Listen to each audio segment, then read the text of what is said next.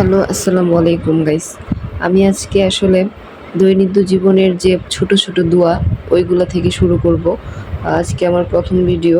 তাই আমি আজকে ১ম ভিডিওতে শুরু করতেছি যে রাত্রে ঘুমানোর আগে কোন দোয়া পড়তে হয় এটা দিয়ে। তো রাত্রে ঘুমানোর আগে দোয়াটা হচ্ছে যে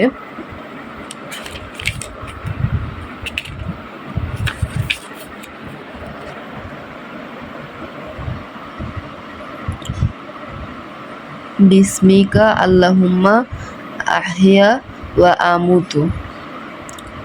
ঠিক আছে? এটা হচ্ছে রাত্রেবেলা ঘুমানোর দোয়া। হ্যাঁ?